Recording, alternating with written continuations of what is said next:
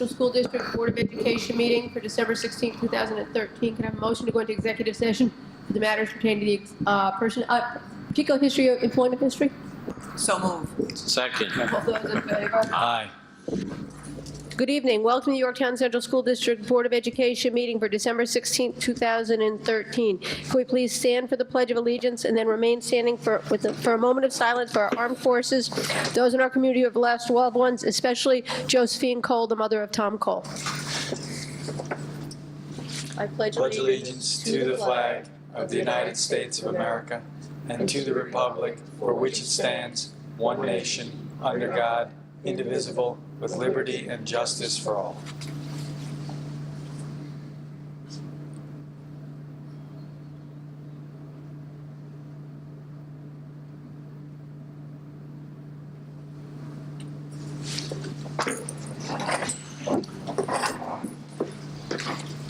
Good evening, everyone. Welcome. We are going to open with public comment. Is there anybody wishing to speak on agenda-related items only? Okay. We're going to go right into the superintendent's report then. So good evening, everyone, and thank you very much for being here. I thought I was going to play a very small role this evening, but I ended up getting a larger role than I anticipated. So this evening we were going to speak about extracurricular programs at the middle school and high school, and I know there are people that are going to speak to that, and I believe it's Joe Casarini and Scott Shilen. And Joe Casarini just gave me the look like he doesn't know what I'm talking about, so who knows where we're going with that. But the athletic piece was going to be presented by Fiona Ardone, our athletic director, who unfortunately will not be with us tonight. So I'll be giving that report. This evening's reports are not budgetary, so I would just remind the community, for those that when they're watching, it really has nothing to do with the budget. What we've been doing over the course of the year is that one of the things that the board tasked me to do in the action plan was to take a look at all of our support programs. The board over these years has become very well acquainted and very familiar with all of our academic programs, and they're also very accustomed to the focus on the total child. You're going to see the graphic that we use in all of our budget meetings that really kind of lists to the community all the things that we really focus on when we're looking to educate our children. So what the board was really looking for this year was to have an opportunity to really learn more about the rest of the spokes on the wheel that are not necessarily academic, but the social development, the emotional development, the character development of children, the dedication of programs to the arts and to the fine arts and to the performing arts and athletics and extracurricular activities, how we really try to influence the total educational experience that we present to the children. So in that spirit, we've had a lot of presentations over the past quarter and a half, including a presentation from our psychologists, from our social workers, tonight from our guidance counselors, and Dr. O'Connor will introduce them a little bit later in the program, the extracurriculars. So it's really trying to look at some of the other pieces of the wheel that really are very, very important to us and very significant to our students. So having said that, I think I'll go to the podium, I guess. Does that work? However you want to do it, whatever works. So Rebecca, maybe if you went back to the graphic, does it start with a graphic? Because I think it did. That's it. Thank you very much. So again, on behalf of Fiona Ardone, I'm presenting the athletics and physical education update. So the athletic team consists of our athletic director, Mr. Nardone. We're very fortunate to have an athletic trainer that is supported through our budget and by our Board of Education, and Dave Burns does a wonderful job. The administrative assistant to that department is Jeanette Martimucci, and of course, we're all and always dependent upon our wonderful nurse, Vicki Sullivan.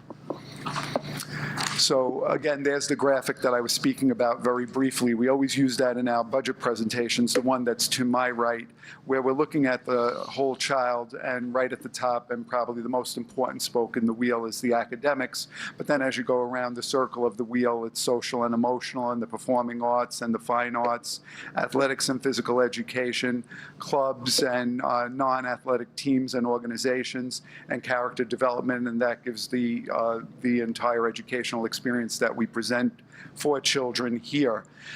The graphic on my left just shows that the athlete, we have, of course, seasonal sports. We've completed very successfully our fall sports season. We've started very successfully our winter sports season, and of course, we have a spring season to come. And we'll be looking forward to that after tomorrow's weather. As far as the athletic goals go, we've identified many, but we are going to share the main ones with you. One of the things, of course, is to give students an opportunity to behave respectfully and responsibly, to develop leadership skills, to be persevering in, it's very hard to, particularly on the high school level, to participate in athletics and at the same time maintain a good academic focus. So we do try to give the students an opportunity to persevere and to make sure that they're keeping up with all of their responsibilities, to focus and to concentrate.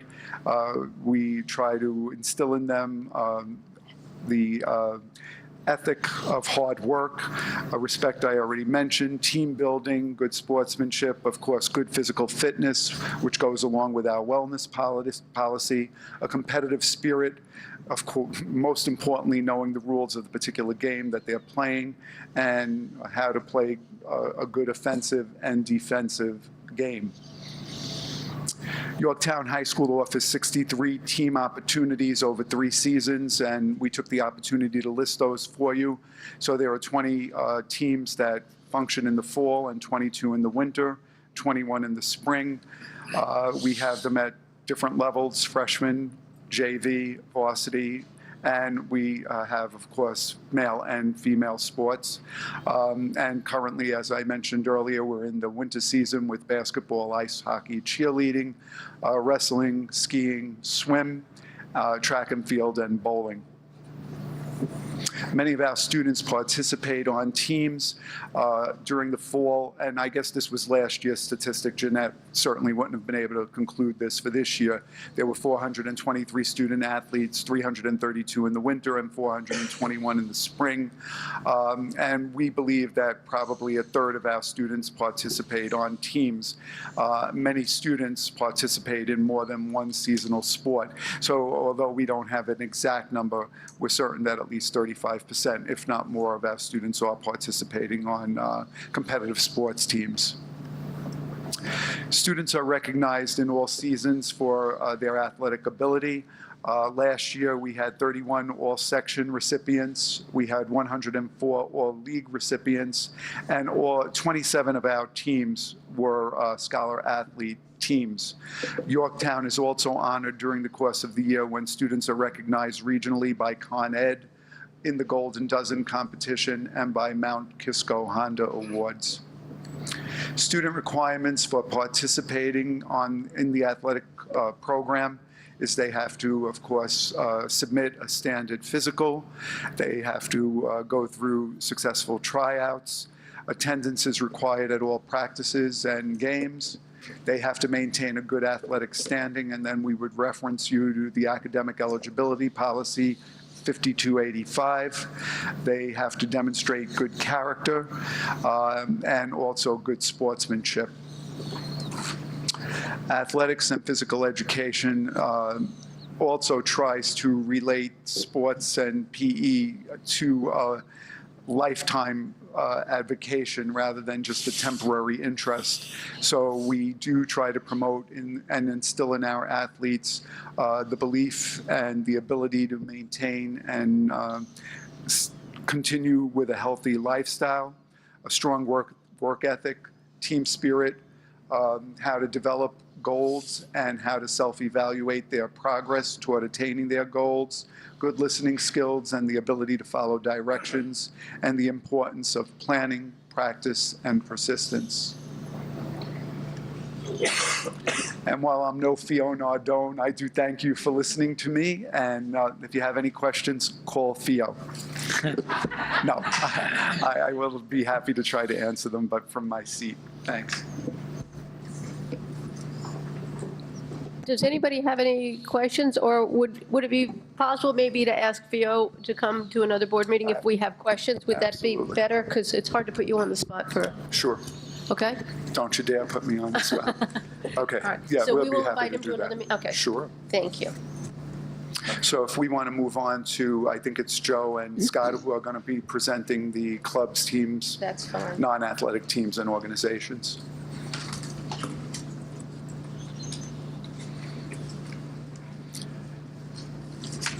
Mr. Casarini, may I ask why you put on a perplexed look when I mentioned your name with teams, clubs, and organizations that made me so insecure that I didn't know if you really were doing it or if So I wasn't very smooth then, was I? No, I thought I had the wrong person. I thought I was going to have to pitch hit again. No. Okay, good. We're ready. Great.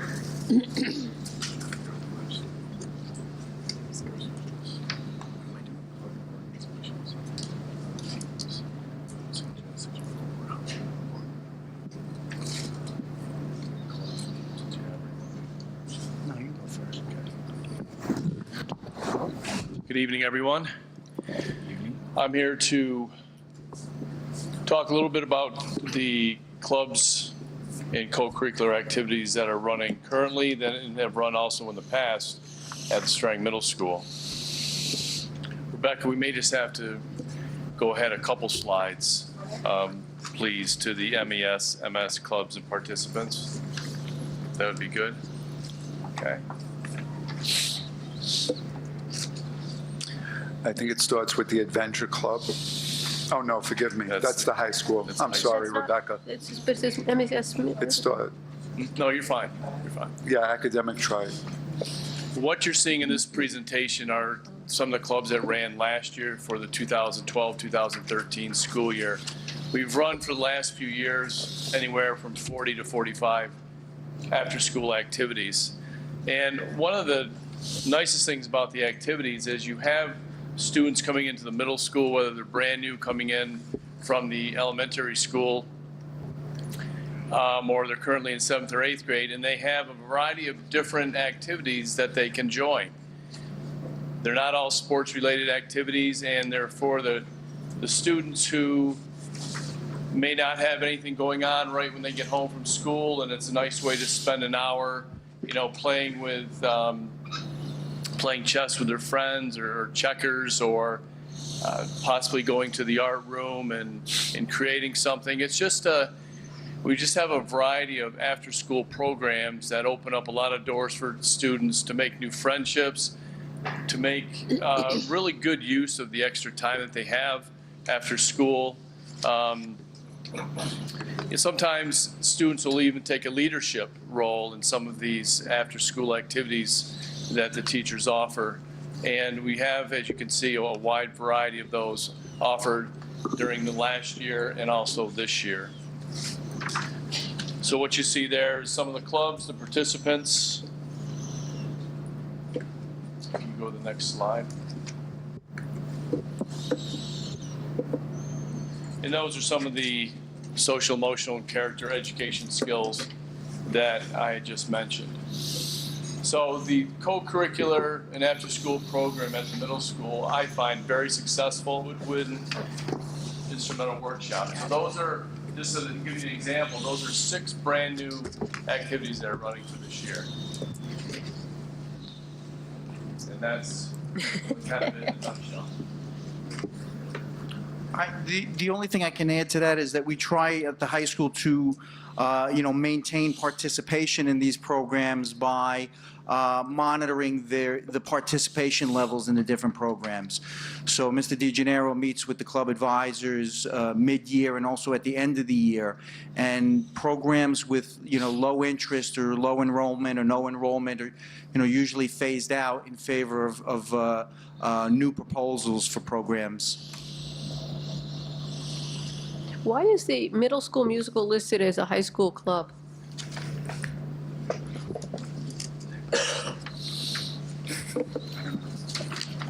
I think that was listed because That's choreography piece, and also I think it was hitting on the, Jimmy had that. No, I can't answer that. Not that I can't, but I They do. do, the high school students do choreography for the middle But school. it's not a club. Performing arts. No, but they're paid through units as a result. Right.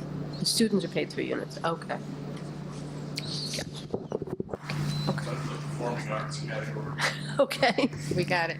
We like that. Tom. Does anybody have any questions about clubs, Pete? Nope. Steve? All right, thank you, guys. I guess it's always the same. We always just want to make sure that the students are participating in the clubs that we're supporting, right? So, yeah, I think what the important piece is what Scott and Joe both allude to, is the fact that, again, we want to make sure that the students have an opportunity to participate in activities that they have an interest in, and a place to go to after school if they're not inclined to go immediately home. The principals, Linda and Joe, are pretty good about looking at those things from year to year that are appealing to the students, and when there's something of appeal and high interest, most assuredly that club or organization stays on the docket. If there's something that looks like it's waning, it's removed, particularly as students start to propose. And the board is very familiar with that process. You may not know this, Joe Casarini, but every time Joe DiGennaro does interview students, and they do come up with new ideas. And I think you did say it, but he kind of outlines that, and he submits it to me to share with the board, and the board gives approval for the new club to start, it's whatever it is that it's particularly doing. I was going to say practice, because I was back into sports mode, but so that they can begin their business, whatever that business may be. So I think, again, it's just another way to make sure that we're developing students' interest and giving them an opportunity to shine in an area that may be particularly something that they're very, very good at. Okay, sure. I just want to say, at the end of the school year and all the activities have run, because some activities run for 5 weeks, some run for half a year, for 10 weeks, for example. I meet with all the teachers who facilitated these activities, and they're asked before they come and meet with me to fill out an evaluation form. And we discuss actually how the activity went, the number of participants, and how we go forward if they'd like to run that club in the future. So it's a full process from start to finish. Terrific. We're good? Thank you, guys. All right. Go up to education, then. Now it's Florence's Yes, turn. it's Florence's turn. Okay, thank you. Good evening, everyone. The education report for this evening is a report on another support service that's so critical to all of us in the Yorktown School District, our guidance counseling services that we provide to students at the middle school and high school. And so it's an honor and a pleasure to introduce our guidance staff who is here with us this evening. From the middle school, we have Paula Ward and Joanne Silverman and Lindsay Breckbeal, who is actually filling a leave replacement for Lynn Golio. I'd like to welcome Eric Levine, Melissa Warren, Michelle Snyder, Tim Sullivan, Cindy Cervini, Catherine Quackenbush, and Albert Reed. So we welcome you.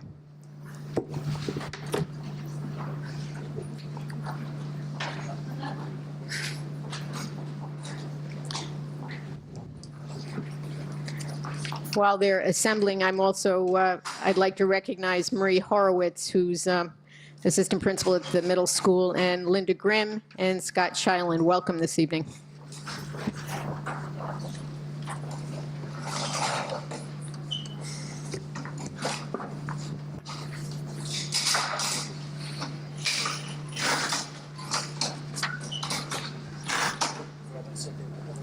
So I'm wondering who's talking.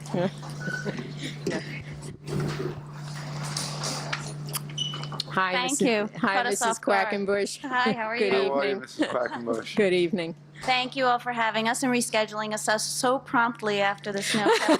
I'm so excited. Once you're on the Have to wait. radar, you never get lost.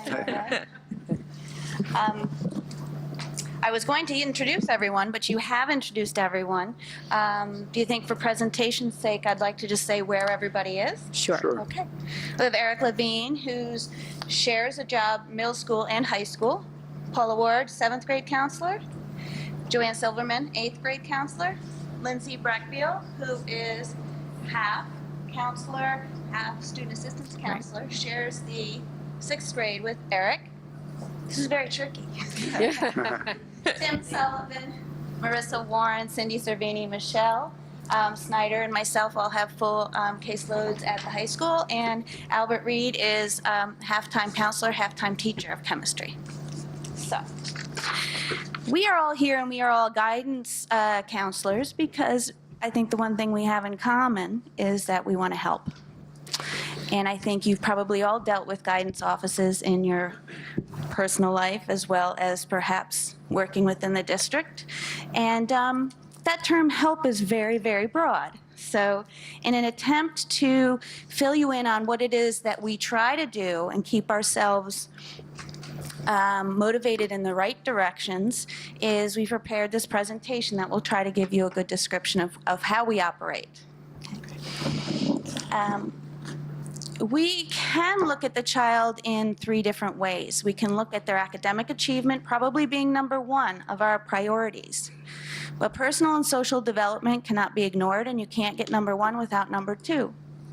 And our end game for all students is to leave the high school at their best, ready for the next step, prepared and ready to go, whatever that step will be. And that's another way of looking at it. And this is, of course, the American School Counselor Association's model as well. Okay. I'm not going to read all the slides, but I think it's important, the first note right here, that we want to foster the growth and achievement of all students. And it may seem obvious, but I think we're all familiar with the adage, the squeaky wheel gets the grease, or students can fall through the cracks. These are things that stay always in the back of our minds so that we can always come up with new ways to make sure we are spreading our services throughout the student body instead of concentrating on just a few. You'll see through our presentation we provide counseling, prevention, intervention services as well, and supporting the students to become effective learners, and we want them to go out into the community and do great things and feel good about themselves. So we'll continue. Lindsay? Okay. Lindsay Breckbill is next. She's going to continue. Hi, everyone. I'm going to go over our goals a little bit in more detail for you. So our guidance department here at Yorktown has an unlimited amount of goals that we like to target for our students, but obviously there are so many, so we group them into these 3 categories, as you can see. Our first goal of fostering the growth and achievement of all students. We recognize that all of our students are different and unique in their own way, which is why we embrace the child as a whole. This allows us to maximize their individual potential and opportunities for success. Our second goal is to provide counseling, prevention, and intervention services. We are proactive and collaborate with all of our partners to address the needs of our students by providing support and guidance to our students and families. Middle school and high school are a challenging time for adolescents, which is why we are here to help foster positive academic, post-secondary, personal, and social development. And the last goal that we have here to support students in acquiring the necessary knowledge and skills to be effective learners and contributing members of the school community. We facilitate this through individual and group counseling, academic support services, character education, and many more things, which Mrs. Silverman is actually going to go over a little later in more detail. And our partners, none of these goals could be met without the consistent communication and effective partnerships we have here at Yorktown. So our many people that we partner with are students, teachers, community-based organizations, and outside agencies, school psychologists, social workers, principals and administrators, parents and families, and the college admissions personnel. So I'm going to pass it over to Mrs. Ward.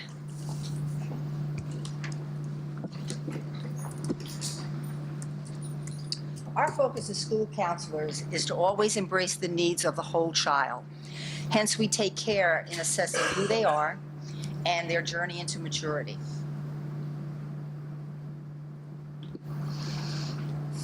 As any parent who's experienced a middle school child will support, this is a time of major social, emotional milestones, rapid physical growth coupled with the need to explore their own identity.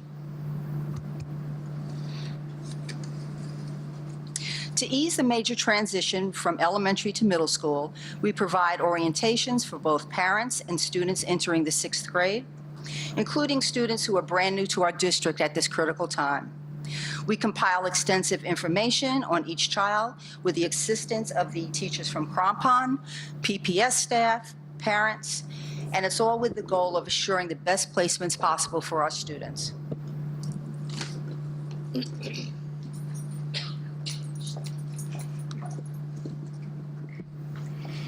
The middle school is very unique in that it's structured in smaller learning communities, or as you may be accustomed to, teams, okay?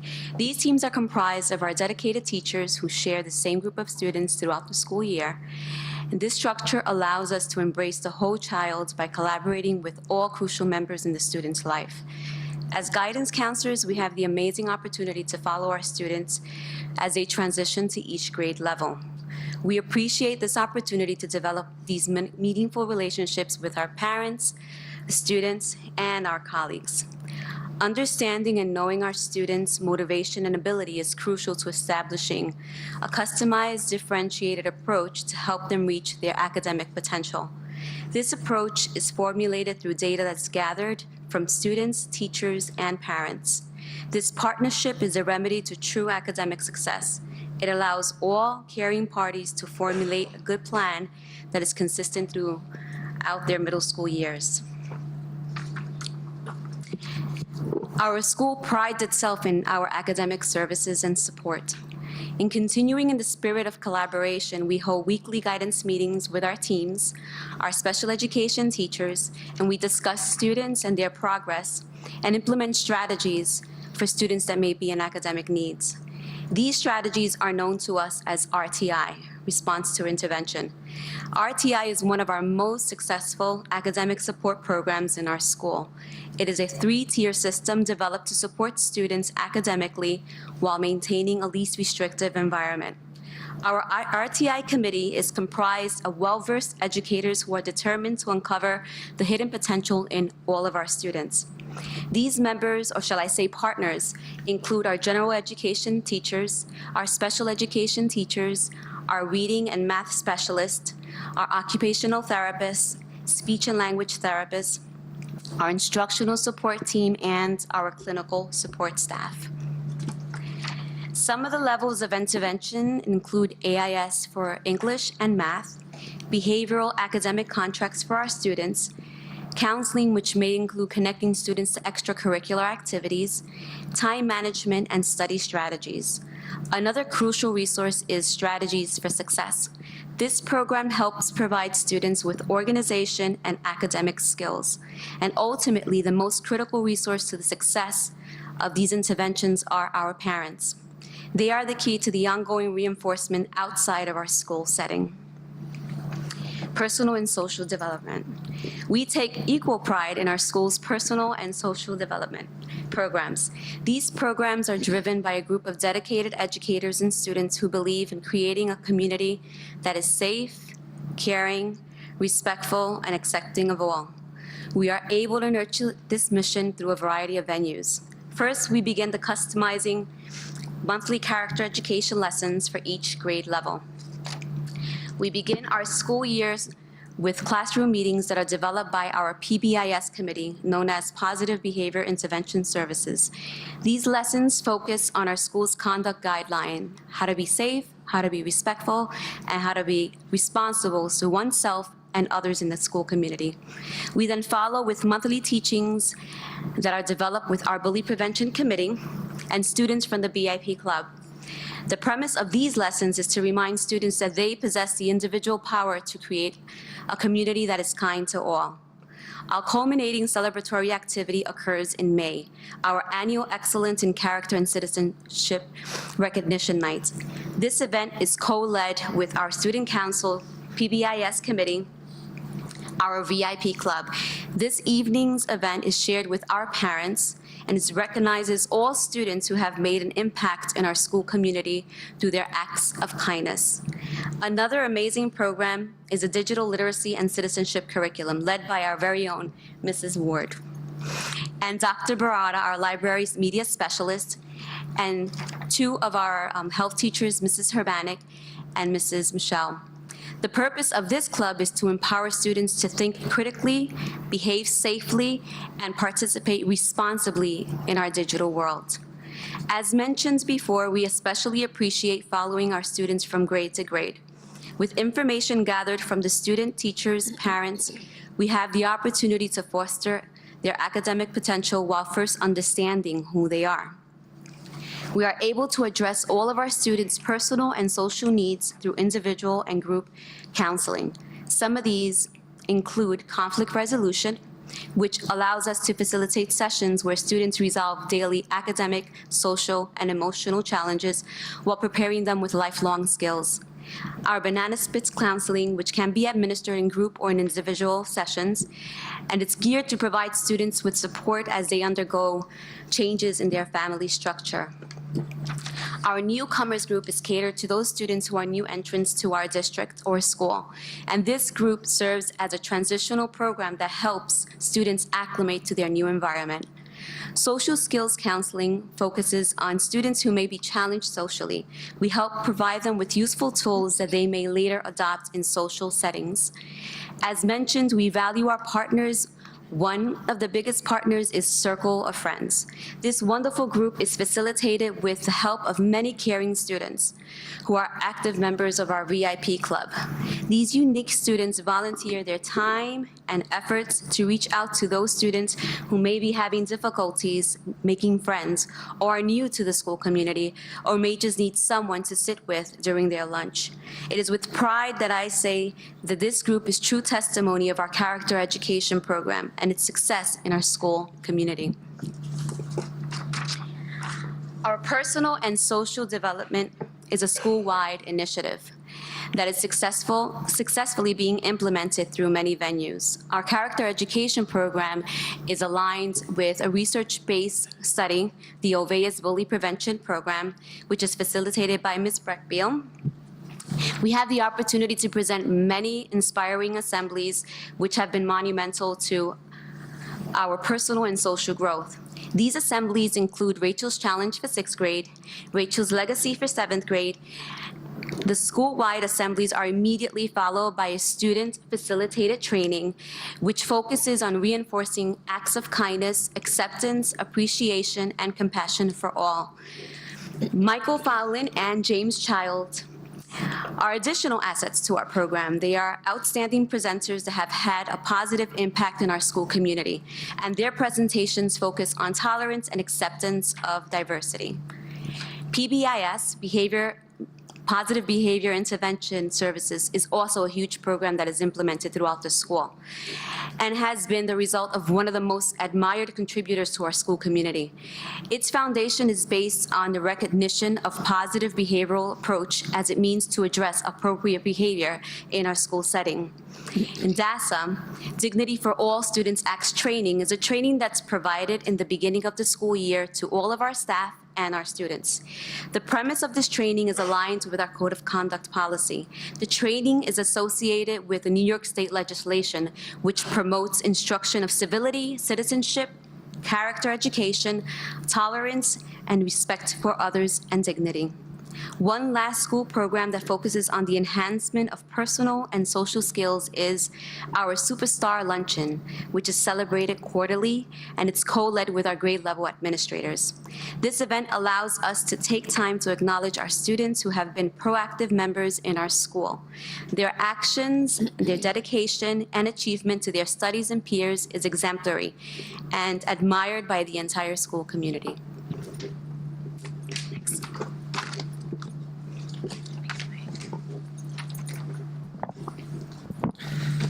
As you just heard from Ms. Silverman, the personal social development is something that's very important at the middle school. We also feel that it's not something that should stop at the end of an 8-period day. So as you can see on the slide, there are many extracurricular activities that are going on at the middle school that the guidance department, along with many other staff members, do our best to tie the important aspects that we were just hearing from Ms. Silverman into these extracurricular activities, one of them being the VIP Club. They use student role models to promote activities and encourage behaviors that we nurture and cultivate in our students every day, these qualities such as tolerance, kindness, and inclusion. Go to the next slide. As outlined earlier in the presentation by Ms. Ward regarding the transition from Crampon to the middle school, we also take great effort to ensure a smooth transition from the middle school to the high school. As someone who works in both schools with grades 6 through 12, I can tell you firsthand that the transition to the high school provokes strong feelings in both students and the parents alike. In order to minimize that anxiety that is produced, we collaborate across the schools with all appropriate staff members. We also conduct an 8th grade panel right here where the high school students of all grade levels will come in and answer the questions for the 8th graders and give them a little background and history of what they went through when they were transitioning. And we also just recently, and we do yearly, conduct an evening orientation program for 8th grade parents and students at the high school. During this, we use breakout sessions with the parents in smaller groups to present the pertinent information and hopefully useful information that they can take with them. And now I'll kind of let Mr. Sullivan talk to what happens when we pass the torch. So once they transition to the high school, they have many new challenges to face, and a lot of pressure, a lot of new pressures are put on them. So our challenge as a department is to how to help them make good choices along the way, helping them understand how crucial the decisions they make in the first couple of years of high school and how it can affect their future. We make them understand the importance of the grade point average, freshman, sophomore, and junior year, and that's when our grade point average is cut off, and what grade point average they need to get into certain schools. They have certain goals for themselves. It's our job to inform them what GPA is necessary, what SAT score or ACT score is necessary to get into those schools. Do I take the SAT? Do I take the ACT? That's what they ask. Do I get a tutor or not? Do I take AP or honors level classes? Are those classes appropriate for the student? And we make sure that all classes are appropriate, and we make sure we try to challenge them along the way. The choices they make on weekends and how it affects their future. The Facebook, the Twitter, the Instagram, and all the new social media outlets, and how ultimately can be their downfall when it comes to getting into college and getting a job down the road, because the colleges are looking now, and employers are also looking at that as well. Every step they take, a decision needs to be made, and we try to help them make good ones. The final goal being helping these young adults be contributing members of our society.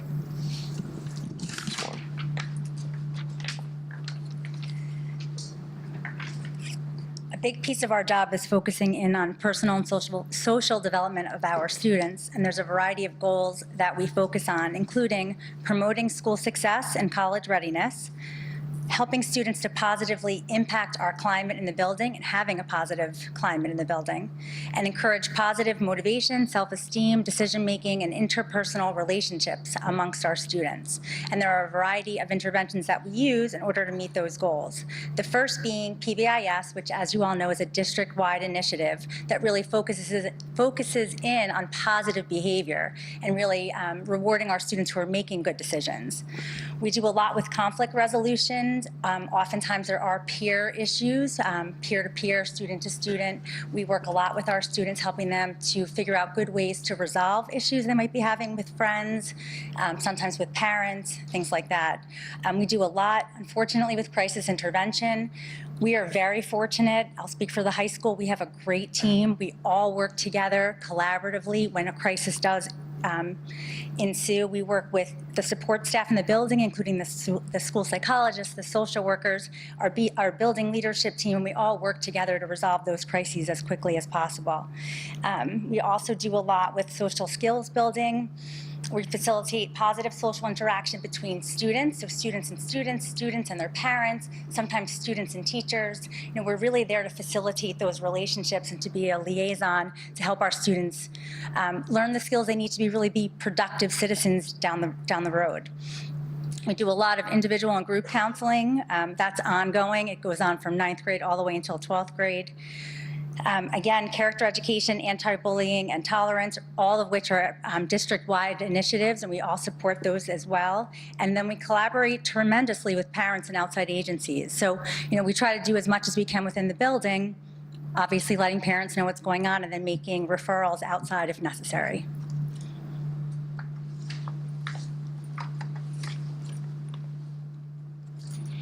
In between everything that these people are talking about, we're scheduling. We start scheduling in February and we don't ever stop. Whether it is adjusting someone's schedule, changing a course level, or planning for the next upcoming year, we're always in a scheduling mode. And for that reason, we do individually meet with our students to talk about credits, course requirements, diploma requirements, and we're always encouraging them to maximize their potential. But besides those individual meetings with students, we're actually meeting with our 9th graders right now. We call it our meet and greet, and we spend this week, generally the week before the holiday break, meeting up with them and reviewing, because they have a whole quarter behind them already. So we're able to review their first quarter report card and kind of encourage them, or maybe see where they might need some support. It's funny, when you ask the 9th graders what do they like most about the high school, they'll tell you the freedom. And what I try to explain, and I'm sure my colleagues do the same, is with that freedom at the high school comes some academic responsibility. And how can we help them be the best students that they can be? So for that reason, we are very proud of our RTI program, and it's constantly evolving to meet students' needs. So we can identify right at that first meeting with 9th graders what they might need to help them become better students. We talk to them about all the opportunities for them to stay after for a 9th period, to work with National Honor Society tutors, and how to even study on their own. And we can point them to resources along the way. Throughout the year, and for all the students, we do monitor their progress, and of course that's besides meeting with the students, we're collaborating with the teachers and with their parents. Counselors participate in all of the special ed meetings, the pupil personnel meetings, AIS. We do facilitate articulation between various schools and programs. First that would come to mind is our BOCES program. We have a number of students that participate in our BOCES, but also we have the online, the OC21 courses, and we've been speaking with the BOCES staff about those. We work with students that are on out-of-district placement, and we work with students that are in temporary placement, students that might need extra support, and to help transition them back to the high school. And all along, we maintain the records for state reporting, for college admission process, and for graduation purposes.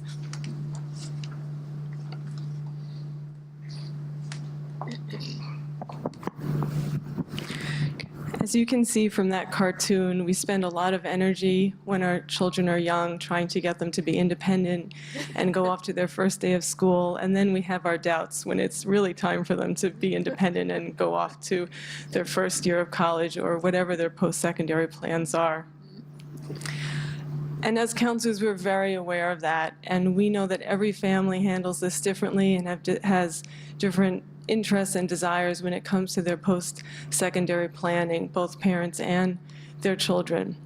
So we handle this by meeting individually with all of our students, and we also address it in a broad base in the classrooms as well. We start with our sophomores because with our freshmen, as was mentioned earlier, we don't want to welcome them here and say, okay, let's talk about leaving. We welcome them and we help them get acclimated in 9th grade.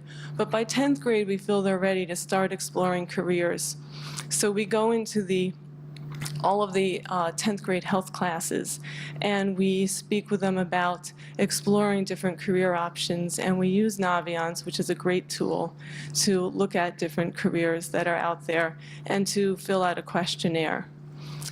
There's also a resume builder on Naviance that we encourage our sophomores to start using and include their activities as they go on throughout high school.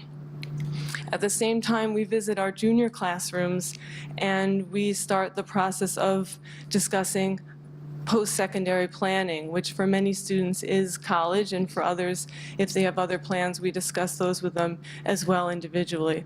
And we speak generally about what every student should be doing as a junior, concentrating on their grades, researching colleges, visiting colleges, speaking with teachers about writing recommendation letters. We talk a little bit about the college essay and the application process. At the same time, we're visiting senior classrooms and we're speaking with them about how to apply to college, what the Common App is, how to link Naviance with the Common App, and general questions they have about requesting transcripts. After we've completed all our classroom visits, we then meet individually with our students because, as I said earlier, every student is an individual and each one has different interests, different goals, and different desires when it comes to college, whether they want to stay close to home or go far away. So we meet individually with every junior, we invite their parents in, and we do a thorough discussion about the college search process. So when they leave our office, they are able to develop a list of realistic schools for them to consider, to visit, and to apply to in their senior year. And then, of course, we meet individually with every senior, and we help them through the college process. Anyone who's gone through the Common App this year understands that they need some hand-holding through this process, and we sit with every student and we help them with their applications. We process over 3,000 transcript requests every year, and we write collectively over 300 recommendation letters for each and every senior, and as well as letters for scholarships as well. In addition, we also host some evening events. We host a college fair in the fall, and we also disseminate information about a college fair that happens further down county later on in the spring. We host an admissions, a program called the Admissions Game, in which a speaker from a college admissions office speaks with our students and parents about what they need to know to get into college. And we also host a financial aid night, which is very helpful for our post-graduate planning. We're always available to our students and our parents throughout high school.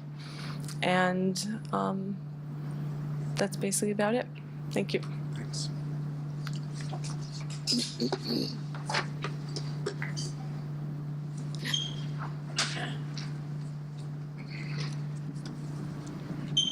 Well, I know you think we are divine already, but I'm going to convince you at this point that we do more things than what you've just heard. We do things that are a little different. For example, we give the PSATs. If it is used properly, and we try to make sure it is, if we tell the parent, you look at it and it is to point out the weaknesses or the strengths of your child, and if something needs to be modified, we can actually do that. This is the time. It was given in October this year, and we're advising the students to take the SATs in May or June. So we've got a whole 6 months, 7 months to get on cue to try to help this out. On top of that, we also, you heard about the RTIs, and this is also to help. We can use this in coordination with the PSATs also to make sure that the child's inadequacies or strengths are maximized or they are helped. We then, you heard Mr. Sullivan talk to you earlier, but he is our expert on NCAA. A lot of our students are getting scholarships, and they're being recruited. But there are hoops that you must jump through. In order to do that, you've got to make these applications. You've got to, in June, you've got to, the coaches are calling. But we have to make sure that they have met the requirements for that, the coaches, and then they will be able to sign. If you notice in, I think it was October, we had a great signing here in the library area, where kids were coming and signing in for scholarships to colleges for their sports and their academics. And therefore, this is the NCAA. We do the senior award night. And this is where we honor the seniors for their achievement over the 4 years. And there is also the scholarships award that we worked with on this. And we have a scholarship book that we advise our students and our parents to come look through the book of listed scholarships so that you may decide whether there's something here that fits you. Or you can go online. Once you've taken the PSATs, they offer an online listing of of scholarships given. So the students are given a number and when they get their scores back, and you go online and you can see if there's any scholarships there for you. So we need to do this. We have members at our team that's on the BERT committee. And then on the BERT committee, we're here for emergencies.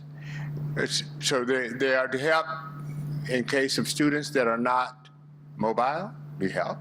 In case of students needing to go someplace and get assistance, we help. So you see, we've got our hands on a lot of different things around here.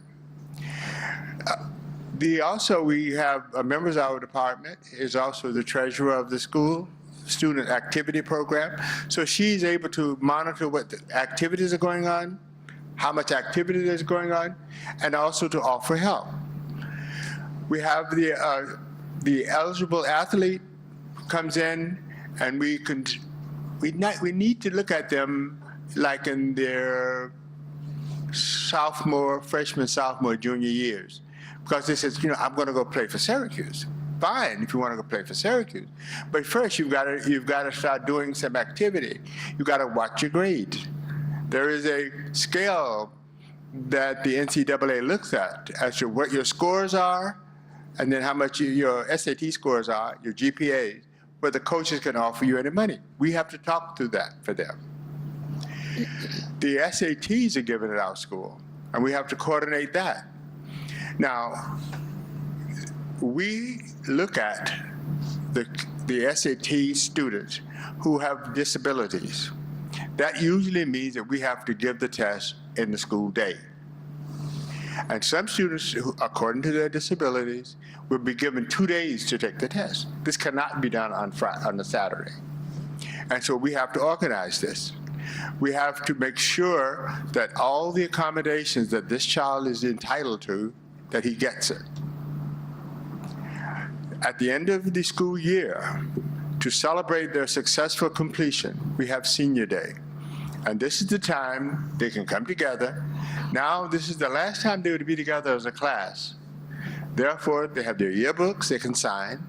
They can cry together for a little bit if they like. They can then go out and eat together on the lawn. And this is hopefully the most positive experience they will have about the school and remember us. I think this is it, and thank you for listening. Thank you. Thank you very much. Mike, I'll start with you. Oh, I'm sorry, go ahead. I was just going to say, obviously it takes a village. We've heard that before. But I would be remiss if we did not mention our support staff. We couldn't do any of this if we didn't have our support staff.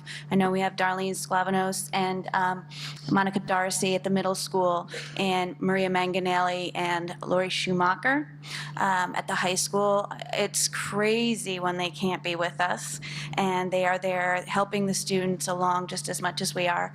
And I'd like to thank you again for having us and wonder if you have any questions. Thank you. First, I want to thank you all for coming out, and I have a son who's a senior, and I can say that he's had a really positive experience with guidance helping him through. And we have other schools to compare to, so Yorktown has done a stellar job. So I really appreciate all the guidance that you guys give the kids. Mike, do you have questions? Christine? How often do you meet as a district team from elementary, from Compound, Brookside, all guidance counselors just coming together, especially with all of the new initiatives that they continue to tailor and add on, and they continue to just increase your workloads with the new. At the high school, we try to meet weekly. We try to meet with the middle school when we feel it's necessary, and I think as time goes on, it will become more common, but I would say twice a semester, maybe more, depending on the need. We don't work with the elementary schools at this point, at the Crampon School. There are At no, just counseling. as Yeah. clarification, there aren't any guidance counselors at the elementary level. What we do have social workers and psychologists in that building. And the clinical, they meet Yes. regularly.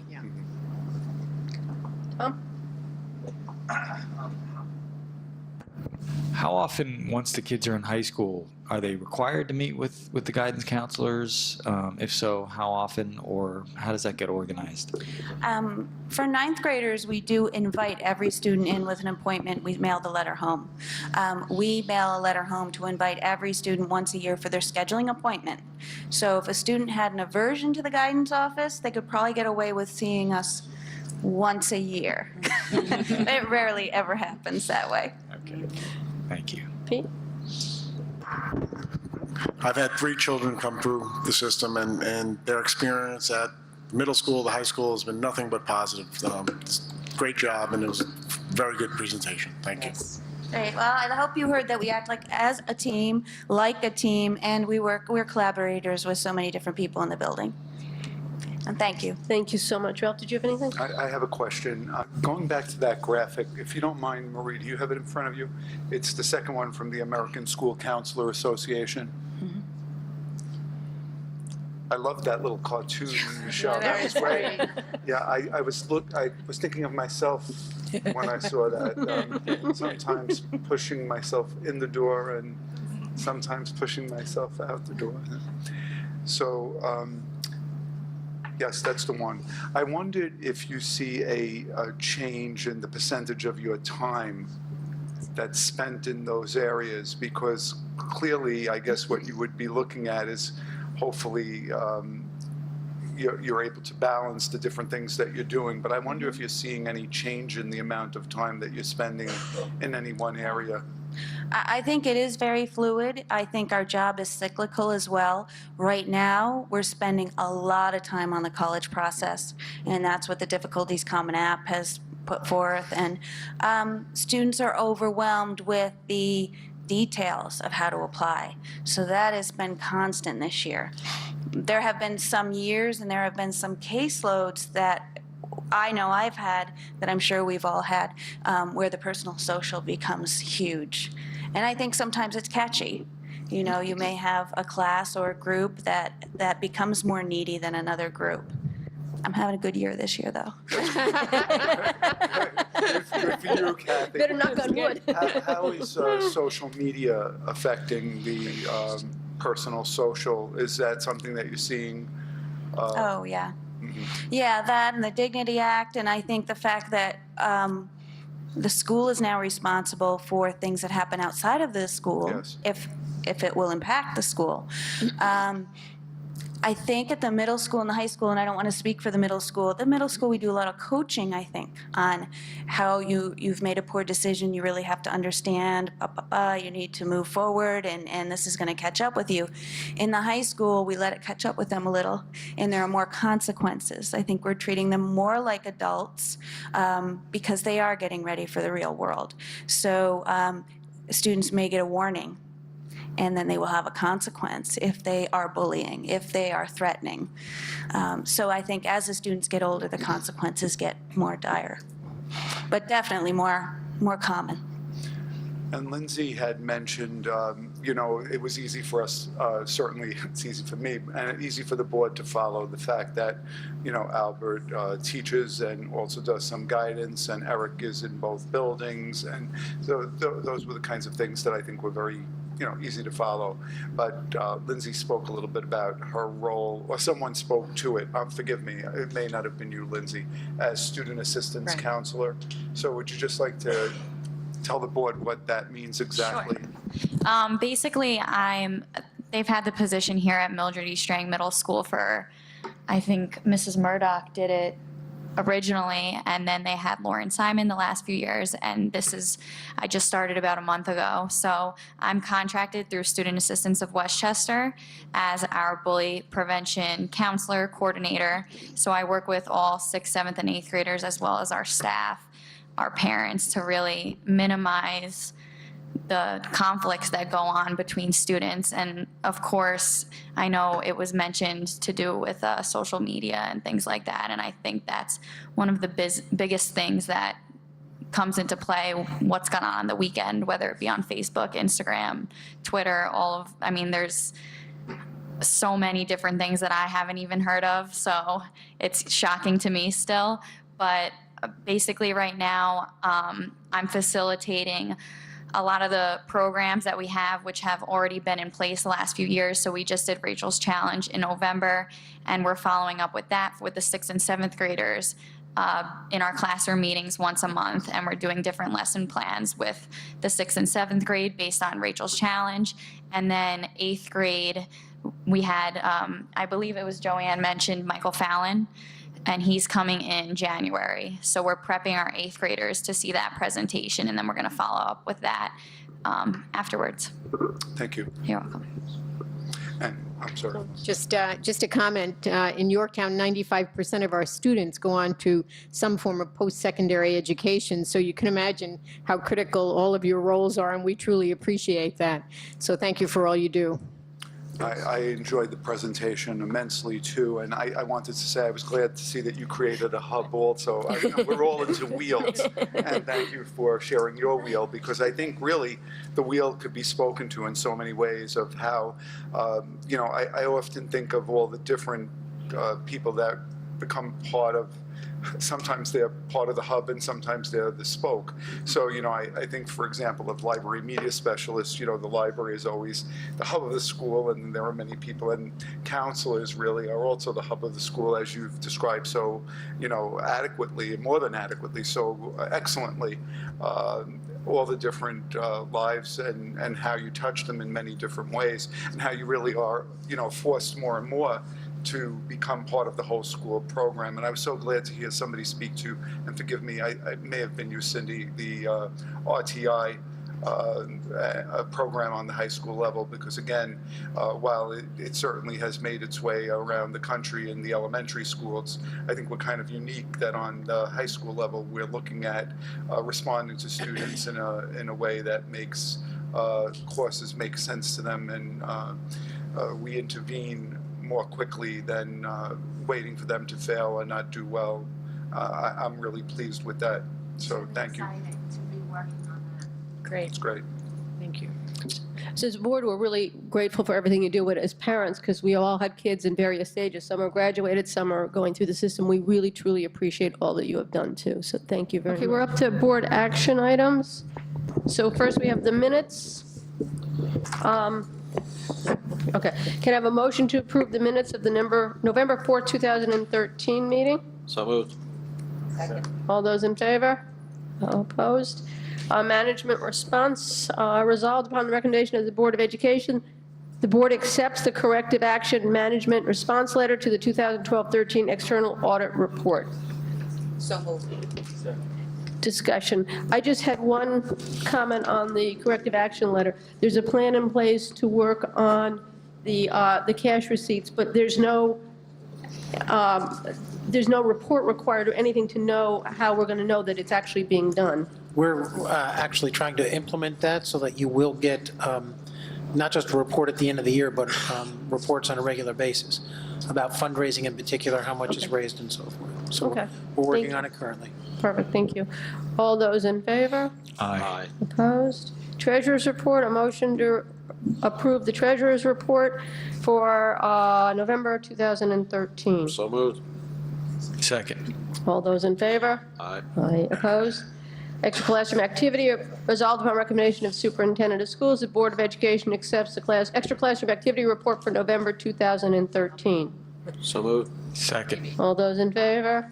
Aye. Opposed? Special education, a motion to arrange the following special education placements for December 9th or December 16th, 2013. So moved. Second. All those in favor? Aye. Opposed? Budget transfer, a motion to approve the following budget transfers. So moved. Second. All those, discussion, Tom, these are Florence, are these are just being moved for specific students? Yes. Okay, Yeah. okay. All those in favor? Aye. Aye. Opposed? Appointments? Wait a minute. Upon recommendation of the superintendent, a motion the following appointments be approved. We have winter coaches, athletic supervision, a mentor, per diem substitute, civil service appointment at non-instructional per diem substitutes, and substitute cleaners. So moved.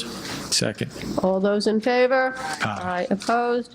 Personnel other, we are rescinding the appointment of a mentor. We are just replacing it on the other appointment. So moved. Second. All those in favor? Aye. Opposed? Business office, oh, my favorite, a tax cert. Motion to approve the following tax cert resolutions by order of the Supreme Court of the State of New York held in and for the County of Westchester on the 7th day of November 2013. A school tax refund is due 3717 Compound Road, LLC, in the amount of $8,465.52 for the tax years 2012 through 2013. And by the order of the Supreme Court of the State of New York held in and for the County of Westchester on the 18th day of November 2013, a school tax refund is due to Carroll Holding Corp. in the amount of $39,201.47 for the tax years 2006 through 2013. So moved. Second. Discussion. Go ahead. Tom, can you just give us an update where we are so far this year with these? Well, these are the, we're about $100,000 down the road this year already. Okay. I have a meeting scheduled with the new town assessor in January to try to determine where we are going forward. As the board is aware, we have a $1 million reserve established to handle what we believe will be the residual prior multi-year tax cert awards. Seems like we're catching up a little bit on these. We're getting there. I think what we're seeing now is the tail end. It's just a matter of to what degree. I think tax certs going forward will be single-year or two-year deals rather than going back 10 years. So you think we're seeing the end of it? Yeah. I think the end is in sight on the multi-year certs, yes. Okay. What do you have an estimate of what we have spent in tax certs to date, not just this year? About $2.2 million to date, I think it is.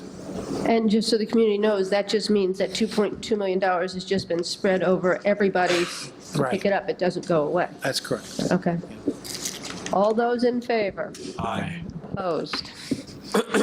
Okay, contract for the approval of, for Omni, resolved upon recommendation of the superintendent of schools that the Board of Education hereby authorize the Omni Group, Inc. to serve as the district's third-party administrator pursuant to the district's sections 403B Internal Revenue Code Retirement Basic Plan Document and Adoption Agreement, and be it further resolved that the Assistant Superintendent for the Business Administration is hereby authorized to sign the Omni Group, Inc. Model Section 403B Plan Adoption Agreement. So moved. Second. All those in favor?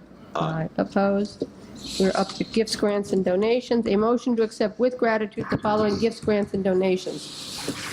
$500 from the Education Alliance ExxonMobil Corporation grant to the math and/or science departments at Yorktown High School. $500 from Mr. and Mrs. Sujan Pujari to the WISE Quality of Life Innovations Program for the Yorktown High School. $450 from the middle school PTA for the cost of a sixth grade weather presentation at BOCES. $571.93 from the Huskers Sports Club for the transportation for preseason volleyball tournament. $430 from the parents of the varsity boys and girls soccer teams to offset transportation costs for preseason tournaments. $1,650 from the Mohansick PTA to fund assemblies for kindergarten and first grade at Mohansick, and $350 from Mr. and Mrs. Keith Anderson to Mohansick Elementary School as part of the Regeneron Pharmaceuticals Matching Gift Program. So moved. Discussion. Just a question. Why would we have to pay for transportation to preseason, like volleyball or soccer events? Is that not part of the regular transportation budget? It is, but based on the athletic budgets in the past where we've tried to reduce cost, we fund the school district funds one school bus or one transportation to a preseason scrimmage. Everything else needs to be fundraised. Okay. All those in favor? Aye. Opposed? Thank you very much for all your generous donations. We are up to board comments. Pete, you get to start. Tom? I'm good. Christine? Good, waiting to see what happens this evening into tomorrow. Mr. Cole's going to become favorite again this year for the kids. He's a rock star in my house.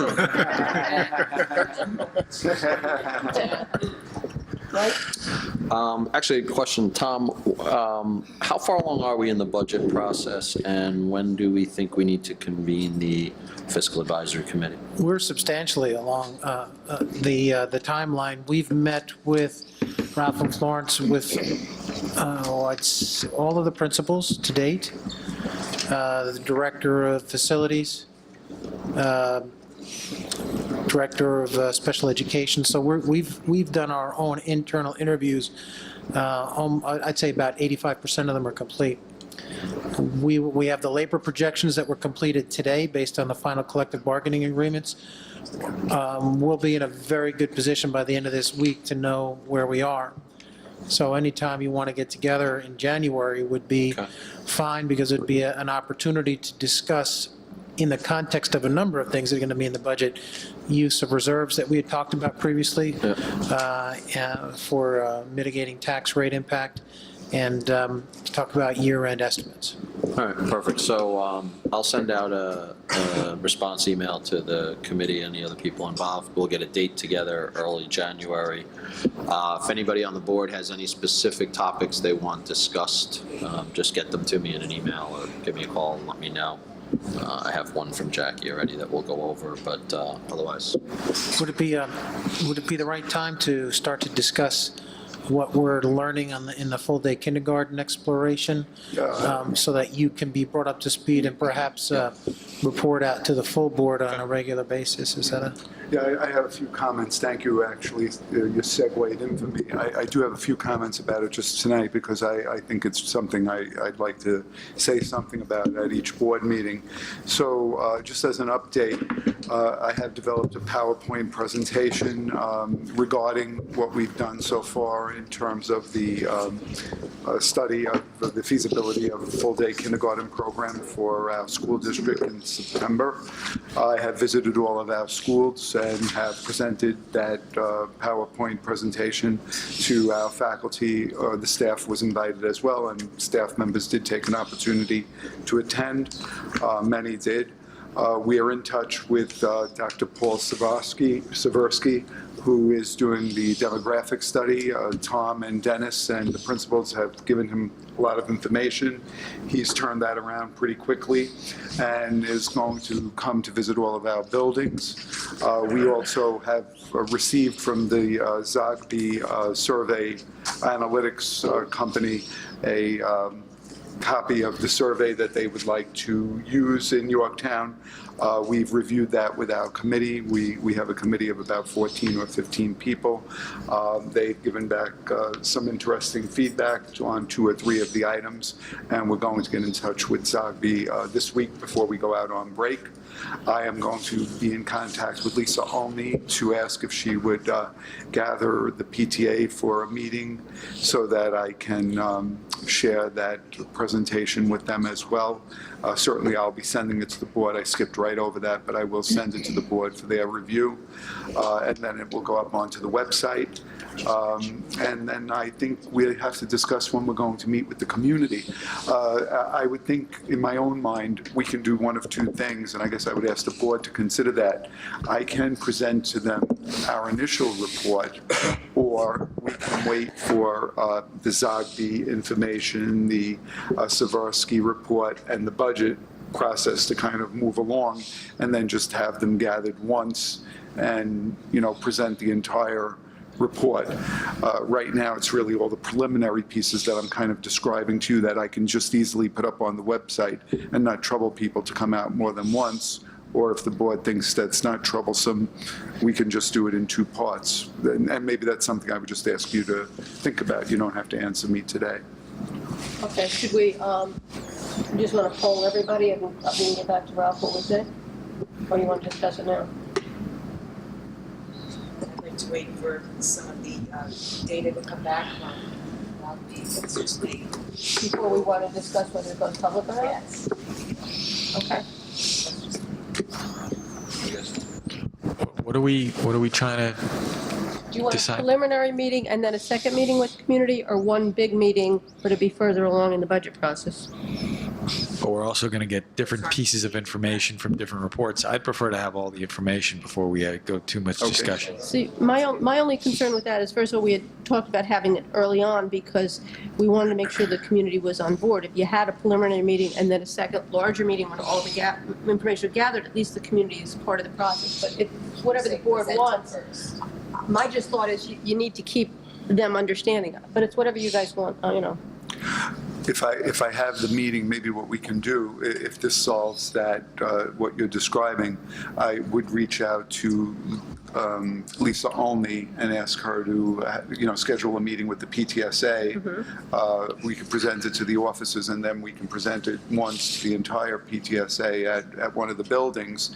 So then the community would have some ongoing knowledge. The report, the presentation would be up on the homepage, and then when we have more information, then we would extend the invitation to the entire community. So if that's a way of kind of counterbalancing what you might like to see happen, that works for me. Yeah, I just don't want to get, if you're budgeting it and you're getting really far down into the process, and then all of a sudden you have a meeting and it changes and spins your wheels, have you lost all your time? That's my only concern, so. Okay. That's however you guys want to handle it. Okay. I just wanted to make sure we encouraged everybody to go out for the last few days for all of the concerts and events that are going on for the kids in the district, because they're all wonderful things going on, so reminding everybody of that. Florence, Tom, Ralph, anything else? No, we're good. Then, since this is our last meeting in December, we wish everybody a happy holiday, and we will see you next year. Happy holidays. See you in Happy holidays. 2014. Yep, good night. Motion to adjourn. Second. All those in favor? Aye. Thank you, guys.